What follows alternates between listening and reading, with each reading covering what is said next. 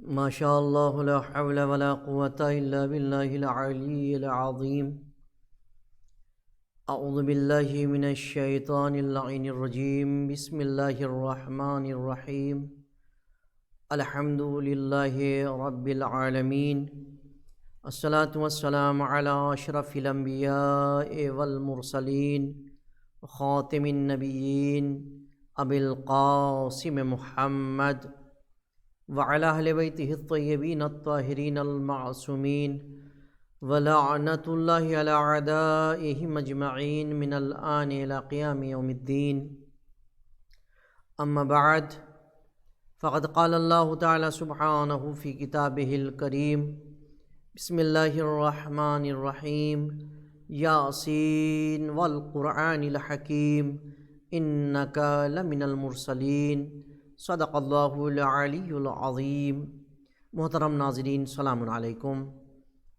میں آپ حضرات کے سامنے آج پھر سورہ یاسین کی تفسیر، اس کے فضائل لے کر حاضر ہوا ہوں. کل کی گفتگو آپ حضرات کے اذہان عالیہ میں محفوظ ہوگی، اسی گفتگو کو ہم آگے بڑھاتے ہیں، جس میں ابتدا میں ہم چند آیتوں کا ترجمہ کرتے ہیں جو کہ پروردگار عالم نے سورہ یاسین میں قوم کے بارے میں ذکر کیا کہ انہوں نے کیا کیا، تو اسی کے بارے میں ہم ذکر کر رہے ہیں. بسم اللہ الرحمن الرحیم. محترم ناظرین، سورہ یاسین کی چند آیات ہیں جس کی تلاوت میں کر رہا ہوں. آیت نمبر 13 سے میں شروع کر رہا ہوں. بسم اللہ الرحمن الرحیم. وَاضْرِبْ لَهُمْ مَثَلًا أَصْحَابَ الْقَرْيَةِ إِذْ جَاءَهَا الْمُرْسَلُونَ إِذْ أَرْسَلْنَا إِلَيْهِمُ اثْنَيْنِ فَكَذَّبُوهُمَا فَعَزَّزْنَا بِثَالِثٍ فَقَالُوا إِنَّا إِلَيْكُمْ مُرْسَلُونَ قَالُوا مَا أَنْتُمْ إِلَّا بَشَرٌ مِثْلُنَا وَمَا أَنزَلَ الرَّحْمَنُ مِنْ شَيْءٍ إِنْ أَنْتُمْ إِلَّا تَكْذِبُونَ. صدق اللہ العلی العظیم. محترم ناظرین، اس کا ترجمہ آپ حضرات کی خدمت میں نظر کر دوں کہ پروردگار عالم ان آیات میں، جو سورہ یاسین کی آیات ہیں، اس میں کیا کہہ رہا ہے. پروردگار کہہ رہا ہے کہ آپ ان کے لیے بستی والوں کا قصہ بیان کریں. جب ان کے پاس رسول گئے تھے اور جب ہم نے ان کے پاس 2 رسول بھیجے، انہوں نے ان دونوں کو جھٹلایا. ہم نے تیسرے رسول کو بھیجا اور بھیج کر ان کی مدد کی. انہوں نے کہا ہم تمہاری طرف رسول بنا کر بھیجے گئے ہیں. بستی والوں نے کہا تم تو ہمارے ہی جیسے انسان ہو، اور رحمان نے کسی چیز کو نازل نہیں کیا، تم تو صرف جھوٹ بول رہے ہو. رسولوں نے جواب دیا. رسولوں نے کہا ہمارا رب جانتا ہے کہ ہم تمہاری طرف رسول بنا کر بھیجے گئے ہیں، اور ہم پر صاف صاف پیغام پہنچانے کے علاوہ اور کوئی ذمہ داری نہیں ہے. بستی والے کہنے لگے ہم نے تو تمہیں منحوس پایا ہے، معاذ اللہ، اور اگر تم باز نہ آئے تو پھر ہم ضرور تمہیں سنگسار کریں گے اور ہم سے تمہیں سخت دردناک سزا پہنچے گی. رسولوں نے کہا تمہاری نحوست تمہارے اپنے ساتھ ہے. کیا تم یہ باتیں صرف اس لیے کہہ رہے ہو کہ تمہیں نصیحت کی گئی ہے؟ اصل بات یہ ہے کہ تم لوگ حد سے تجاوز کرنے والے ہو. محترم ناظرین، یہ شروع سے چلا آیا ہے، ابتدا سے، کہ جب بھی اللہ کا کوئی نمائندہ کسی قوم کے پاس پہنچا ہے تو اکثر ان کی تکذیب کی گئی ہے، ان کو اذیتیں دی گئی ہیں، ان کو جھٹلایا گیا ہے، ان پر تہمتیں لگائی گئی ہیں. اور صرف یہ رسول نہیں، کوئی بھی انسان راہ خدا میں جب آگے قدم بڑھاتا ہے تو اس کے ساتھ یہ امتحانات ہوتے ہیں، اسے تکالیف برداشت کرنی پڑتی ہیں. اس کے اپنے قبیلے والے، اپنے رشتہ دار، غیر سبھی اس پر طنز کرتے ہیں، الزامات لگاتے ہیں، اذیتیں دیتے ہیں، تکلیف پہنچاتے ہیں. یہ تمام چیزیں ہیں، حتیٰ مار بھی دیتے ہیں. کوئی انسان یہ سوچ کر کے کہ اگر میں اس راہ میں جو راہ خدا ہے اس میں قدم بڑھاؤں گا تو کوئی میرا مخالف نہیں ہوگا، ایسا نہیں ہے۔ جو بھی انسان راہ خدا میں قدم بڑھائے گا اس کی مخالفت ضرور ہوگی۔ اب اس انسان کے اوپر ہے کہ اس مخالفت سے اپنے آپ کو کتنا بچاتا ہے، خود بھی کوشش کرے اور خداوند عالم سے مدد طلب کرے کہ پروردگارہ ہماری مدد کر کہ ہم تیرے راہ میں قدم بڑھا رہے ہیں، اب ہم لوگوں کی باتوں پر دھیان نہ دیں، ان کی باتوں پر توجہ نہ دیں، اور توجہ دینا بھی نہیں چاہیے۔ جو ذرا سا بھی لوگوں کی باتوں میں آیا اس راہ سے بھٹک جائے گا، پھر وہ کام نہیں کر سکتا جس راہ پر جس چل رہا ہے، یعنی خدا کے راہ پہ چل رہا ہے ایسے کام کرنے کے لیے جس کے لیے خدا نے خلق کیا ہے۔ اور یہ ہمیشہ مخالفین ہوتے ہیں، ہر دور میں مخالفین رہے ہیں، الگ الگ مزاج، الگ الگ قسم، لیکن تقریباً مقصد ملتے جلتے ہوتے ہیں۔ لہٰذا کبھی ایسے لوگوں سے گھبرانا نہیں چاہیے، چونکہ اگر گھبرانے والی بات ہوتی تو انبیاء گھبرا چکے ہوتے، لیکن 1,23,999 نبی اور اس کے بعد آخری نبی آئے، ٹوٹل 1,24,000۔ یہ جو نبی آئے ہیں انہوں نے بہت تکلیفیں برداشت کی ہیں۔ آج کے دور کا کوئی انسان کیا برداشت کرے گا؟ ایک عالم نہیں برداشت کر سکتا ہے جو اذیتیں انبیاء کرام نے برداشت کی ہیں، جو تکلیفیں انبیاء کرام نے برداشت کی ہیں، کیا آج علماء برداشت نہیں کر رہے ہیں؟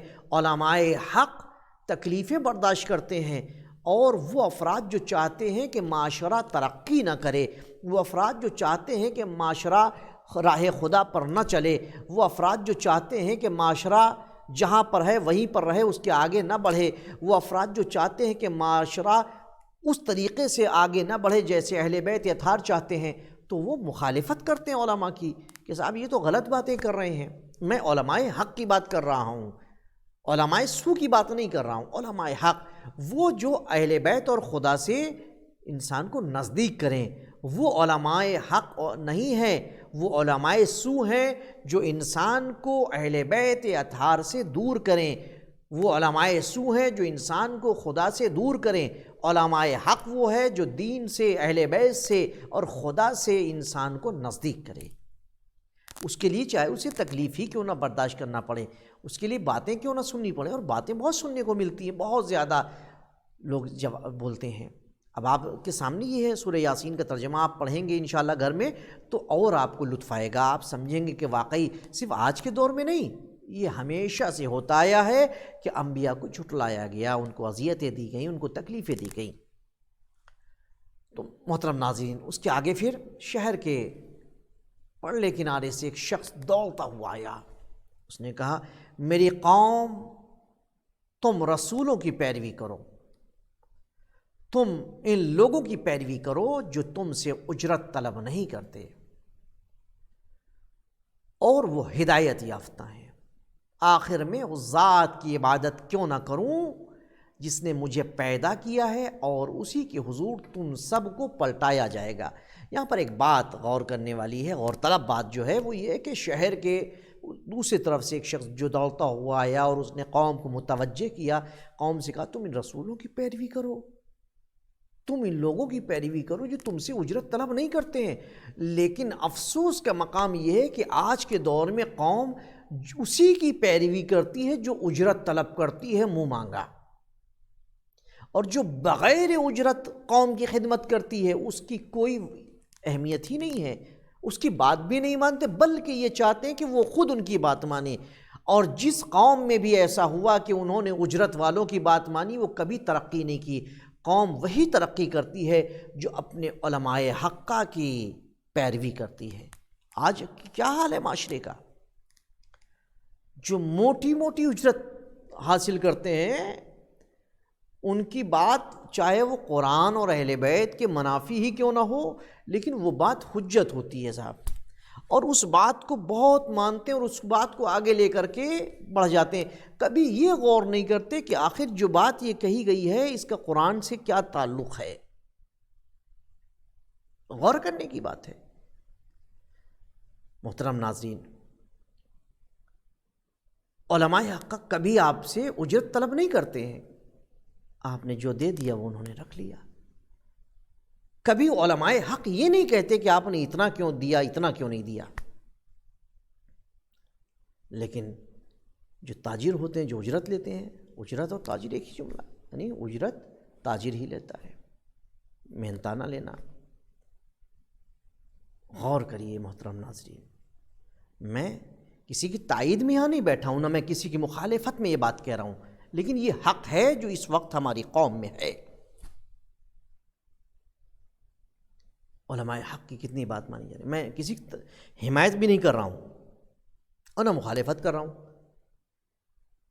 جو لوگ غلط بولتے ہیں، جو عزاداری کے خلاف بول رہے ہیں، جو ولایت علی کے خلاف بول رہے ہیں، جو عقیدہ امام زمانہ کے خلاف بول رہے ہیں، ان سے میرا کوئی تعلق نہیں، کوئی رشتہ نہیں ہے۔ میرا تو اس سے رشتہ ہے جو عزاداری حسین کو مانتا ہو، جو ولایت علی کا پیروکار ہو، جو عقیدہ امام زمانہ رکھتا ہو، اور جو ذرا سا بھی اس کے خلاف بولے اس سے ہم سے کوئی مطلب نہیں ہے، چونکہ عزاداری بھی بہت قربانیوں کے ساتھ بچی ہے، ولایت علی بھی اور عقیدہ امام زمانہ بھی۔ لہذا غور کرنے والی بات ہے محترم ناظرین۔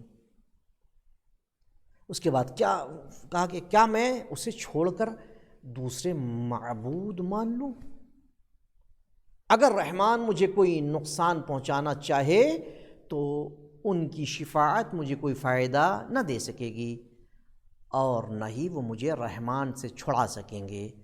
اگر میں نے ایسا کیا تو پھر میں صریح گمراہی میں مبتلا ہو جاؤں گا۔ میں تمہارے پروردگار پر ایمان لا چکا ہوں، تم میری باتیں سنو۔ بالآخر کفار نے اسے قتل کر دیا، اس آدمی کو جو آیا تھا اور جس نے یہ کہا تھا کہ تم ان کی بات مانو، یہ حق ہیں، یہ تم سے اجرت نہیں طلب کر رہے ہیں، یہ تمہیں راہ خدا پر لگا رہے ہیں، یہ تمہاری مدد کر رہے ہیں، یہ تمہیں سیدھے راہ پر صراط مستقیم پر لا رہے ہیں، اس کو قتل کر دیا۔ یہ آج بھی ہو رہا ہے، یا تو ایسے قتل کر دیں یا کسی کی عزت کو قتل کر دیں۔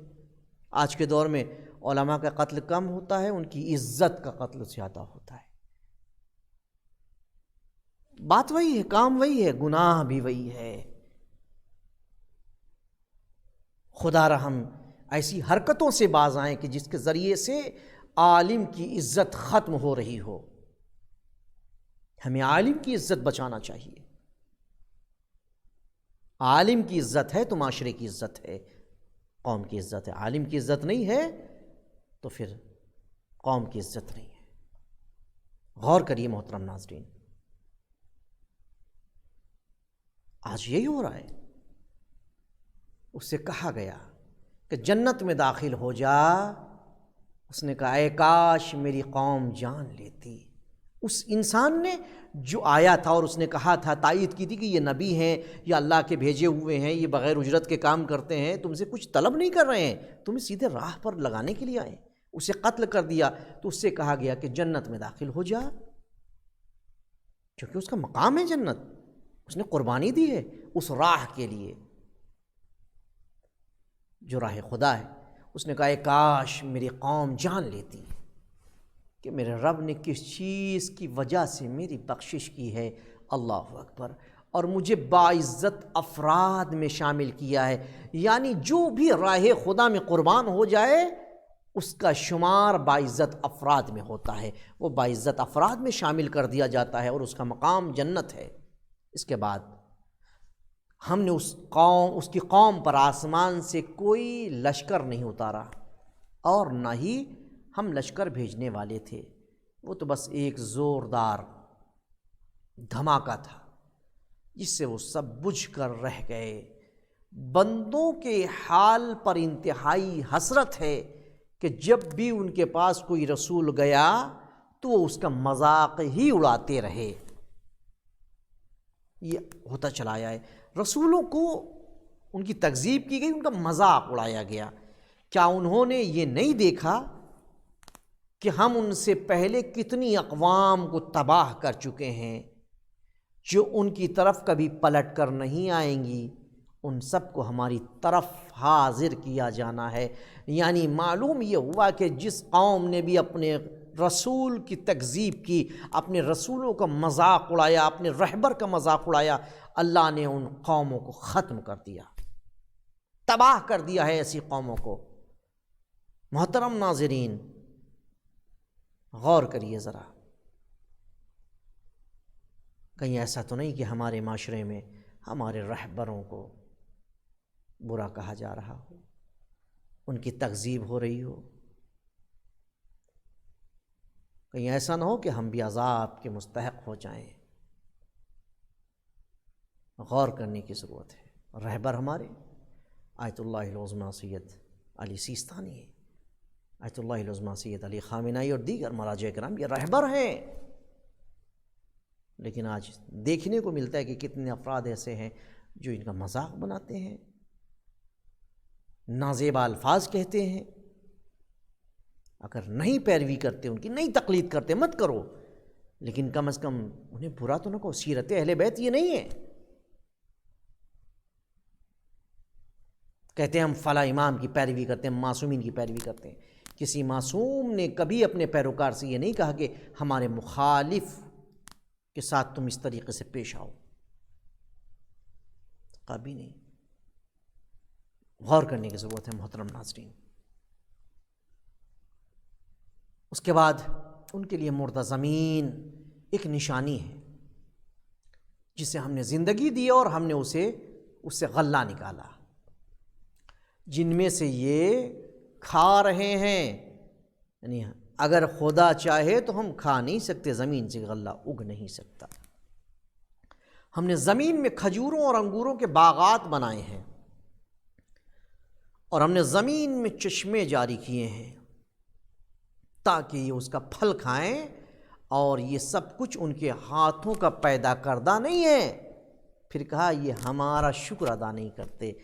کتنی بڑی بات، سب کچھ کہہ دیا پروردگار عالم نے۔ ظاہراً یہ لگتا ہے کہ اناج تم پیدا کرتے ہو، ظاہراً تمہیں یہ لگتا ہے کہ باغات تم تیار کرتے ہو، ظاہراً تمہیں یہ لگتا ہے کہ تمہاری محنتوں سے پھل آ رہے ہیں، تمہاری محنتوں سے لگ رہا ہے کہ درخت پھل دے رہے ہیں، لیکن در حقیقت اس میں میری مدد شامل حال ہے، میری مرضی شامل حال ہے۔ اگر میری مرضی نہ ہو تو تم ایک دانہ زمین سے نہیں اگا سکتے، اگر میری مرضی نہیں ہو تو تم درخت سے ایک پھل نہیں لے سکتے، اگر میری مرضی نہ ہو تو تم زمین سے کچھ نہیں لے سکتے۔ یہ میری مرضی ہے، کس کی؟ خداوند عالم کی۔ انہیں بھی دے رہا ہے جو اسے خدا نہیں مانتے، جو اسے رب نہیں مانتے۔ محترم ناظرین، غور کرنے والی بات ہے۔ ہر نقص و عیب سے پاک ہے وہ ذات، پاک و پاکیزہ و منزہ ہے، جس نے تمام اقسام کے جوڑے پیدا کیے ہیں۔ وہی کہہ رہا ہے، لیکن پھر بھی یہ ہمارا شکر ادا نہیں کرتے ہیں۔ یعنی اتنا سب کچھ پیدا ہو رہا ہے اور یہ جانتے ہیں کہ یہ ہم ظاہراً ہم نے اناج کو زمین میں ڈال دیا، اب یہ ہمارے ہاتھ میں نہیں ہے کہ ہم اس کو زمین سے درخت نکلوائیں اور اس سے زیادہ اناج لے سکیں۔ ہمارا کام تھا بس زمین کے حوالے اناج کو کر دینا، لیکن اب اس کو کئی گنا زیادہ بڑھا کر کے واپس کرنا یہ خداوند عالم کا کام ہے۔ جب تک اناج گھر کٹ کے آ نہیں جاتا، ہمیشہ کسان اسی رب کائنات کی طرف متوجہ رہتا ہے، ہمیشہ اسی سے دعا کرتا ہے، ہمیشہ کسی نہ کسی طریقے سے اسی کو پکارتا ہے کہ پروردگار میرا اناج صحیح ہو جائے، میرا اناج بہتر ہو جائے۔ جیسی اناج کٹا کوئی شکر ادا نہیں کرتا۔ چند افراد ہوتے ہیں جو اس کا شکر ادا کرتے ہیں۔ خدا تم سے کچھ نہیں چاہتا ہے۔ کیا کبھی خدا نے کہا ہے کہ تم آدھا اناج ہمارے گھر لا کر کے پہنچا دو؟ کبھی نہیں۔ خدا چاہتا ہے کہ تمہیں جو ملا ہے تم بس اس کا شکر ادا کر دو کہ پروردگارہ تیرا شکر ہے کہ تیرے لطف و کرم سے یہ اناج پیدا ہوا ہے۔ اس میں میری کیا بس بساط ہے جو میں اناج پیدا کر سکوں؟ میری کیا بساط ہے جو درختوں سے پھل لے سکوں؟ یہ تو تیرا ہی کرم ہے جو درخت میں پھل آ گئے، یہ تیرا ہی کرم ہے کہ جو اتنی چیزیں میسر ہو گئی ہیں۔ محترم ناظرین، انشاءاللہ کل اس کے آگے گفتگو شروع کروں گا۔ اب تک کے لیے آپ سے اجازت چاہوں گا۔ خدا حافظ، وآخر الدعوانا ان الحمد للہ رب العالمین۔